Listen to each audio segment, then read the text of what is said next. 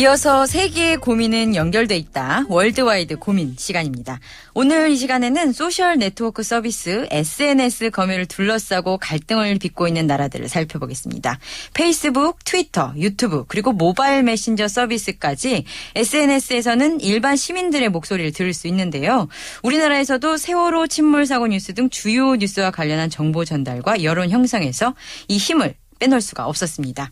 그런데 이처럼 TV나 라디오, 신문 등 주류 미디어에 비해서 당국의 통제가 어려운 소셜 네트워크의 힘을 두려워하는 국가들 많이 있는 것 같습니다. 권력층이 숨기고자 하는 게 많을수록 통제하고자 하는 것이 많을수록 SNS에 대한 통제 시도 강해지고 있는데요. 우리 한국에서 있었던 국정원 댓글 논란 같은 것도 SNS에 권력이 투사됐다는 점에서 비슷하다고 볼 수도 있을 것 같습니다. 오늘은 태국과 터키 그리고 중국 사례를 알아보죠. 국제민주연대 강은지 코디네이터 나와 있습니다. 안녕하세요. 네, 안녕하세요. 예, 지난 시간에 태국 얘기해 주셨는데요. 네. 지난 28일에 지금 혼란스러운 태국에서 페이스북 접속 마비 사태까지 있었다고요. 예, 계엄령 쿠데타 그리고 지금 계속 군부에서 언론 장악을 하고 있는 상황인데요. 28일 오후에 한 40분 정도 페이스북 접속이 전면 차단이 됐습니다. 그러다 보니까 이 사용자들이 트위터에 페이스북 차단됐다. 전국에서 시위에 나서야 한다. 이런 글을 올렸고요. 약 2시간 만에 대부분 접속이 재개됐다고는 합니다. 네. 이 태국 내 페이스북 사용자 약 3천만 명에 이른다고 하는데요. 특히 쿠데타 이후에 이 군부에 대한 불만을 쏟아내고 또 반군부 시위가 조직되는 통로로 이 페이스북이 각광을 받았어요. 군부에서 TV나 라디오 방송을 다 장악해서 군부에서 만든 방송만 내보내게 하니까 유일한 의사소통 통로가 페이스북이었던 거죠. 그래서 이 군부에서 사회 혼란을 일으킬 수 있다면 SNS를 차단할 수 있다라는 입장을 계속 보여왔었거든요. 네, 그러다 보니까 28일 페이스북 접속 차단에 대해서 당연히 일반 시민들 입장에서는 군부에서 차단을 시도한 것이다 라고 이제 해석을 했죠. 물론 군부는 부정을 했어요. 그럼 뭐래요, 군부는? 군부에서는 그냥 기술적인 문제가 있었다. 기술적인, 딴 데는 다 잘 되던데. 네. 그렇다고 말하는군요. 네, 그렇습니다. 근데 치안을 저해하는 보도다. 그리고 사회 불안을 선동하는 허위사실이 유포되고 있다. 이런 식으로 보통 이제, 네. 권력을 가진, 정권에서는 그런 식의 명분을 가지고 통제를 많이 하는데요. 네. 사실 많이 듣던 얘기기도 해요. 사회 불안, 선동 그렇죠. 세력 이렇게 해서. 굉장히 우리도 익숙한 많이 얘기죠.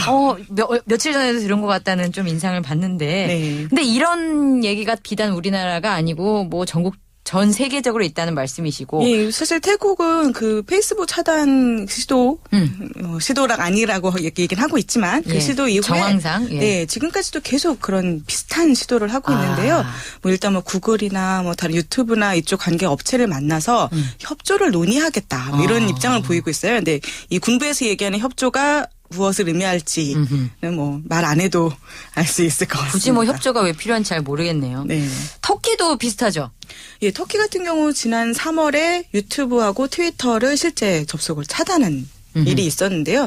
이 트위터 같은 경우는 한 2주 만에 접속이 재개되긴 했는데 유튜브는 원래 아직까지도 지금 차단 상태예요.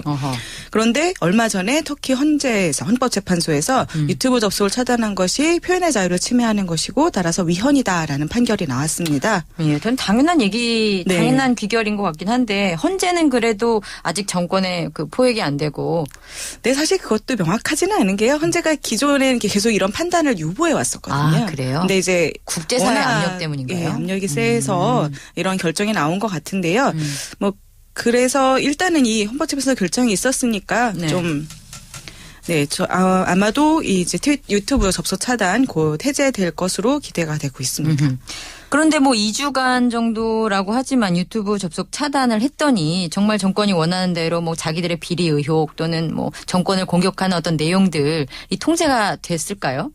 실제로는 오히려 더 정보가 빨리 확산되는 결과가 나왔는데요. 이거 봐라, 정부가 이런 세력이다, 이런 효과가 있었던 걸까? 일단 이 트위터나 유튜브나 사실 접속 차단하더라도 해외망을 또 우회해서 접속할 수 있는 방법이 있잖아요. 기술자들이 많이 있어요. 예, 그래서 예를 들어서 3월 달에 트위터가 접속을 차단을 했는데 이 접속 차단한 당일만 하더라도 특히 트위터 사용자가 전에는 600만 명 정도 전에는 150만 명 전에 이용자들보다 150만 명이 더 증가하는 하루 만에 150만 명이 증가하는 그런 수치가 나오기도 했습니다. 오히려 이제 투지를 불태워줬군요. 정부의 정책이. 예, 그렇죠. 아무래도 정보를 자꾸 막으려고 하니까 이거 뭔가 있다. 또 이런 게 더 있었던 것 같아요. 근데 사실 태국이나 터키 같은 경우는 그래도 국제사회의 시선에 조금 민감하다는 인상을 받긴 하는데 아까 말씀하신 터키의 헌재 결정 같은 걸 보더라도 근데 중국 같은 경우는 뭐 외국에서 뭐라고 하면 내정 간섭이다라면서 방어를 하잖아요. 근데 사실 중국의 통제도 만만치 않고 최근에도 그런 뉴스가 있더라고요.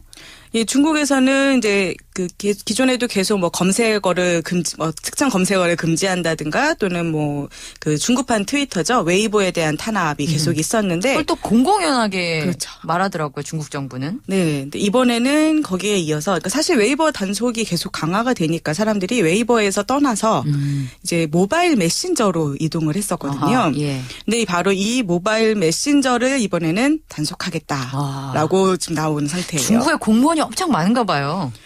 뭐 일단 뭐 일반 시민 아니면 다 공무원이겠죠.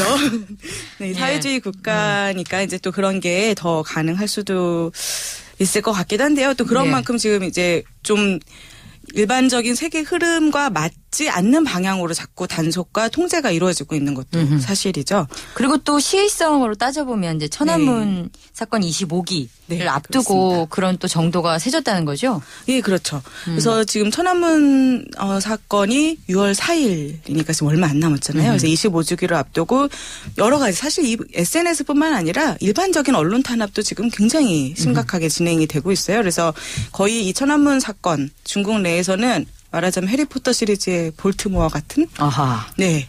다 누구나 알고 있지만 이름을 말할 수 없는 그런 존재처럼 되고 있는데요.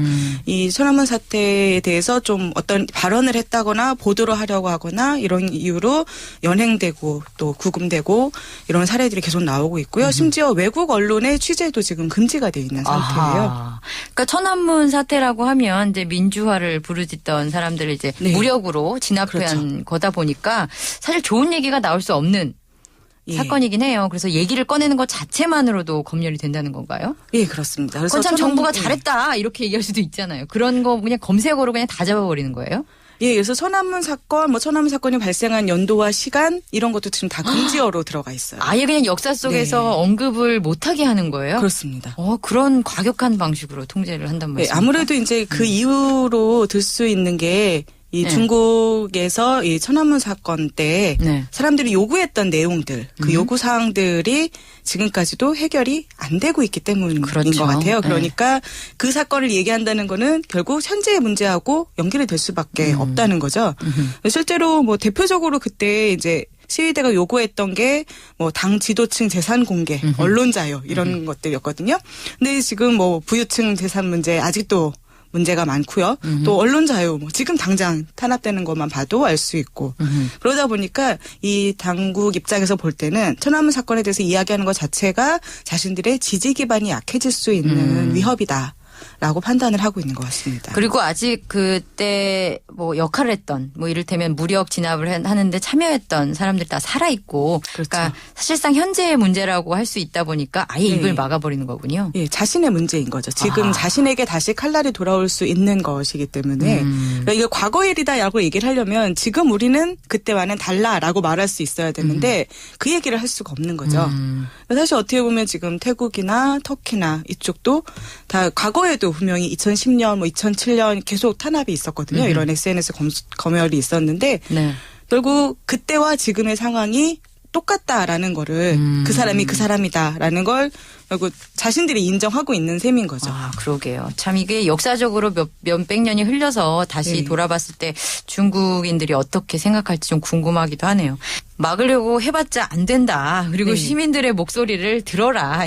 이거밖에는 뭐 할 말이 없네요. 그리고 시대 흐름을 역행하려고 너무 애쓰지 말아라. 안쓰럽다. 이렇게 정리를 하면 될 것 같습니다. 네, 그렇습니다. 감사합니다. 국제민주연대 강은지 코디네이터와 함께 월드와이드 고민 나눠봤습니다.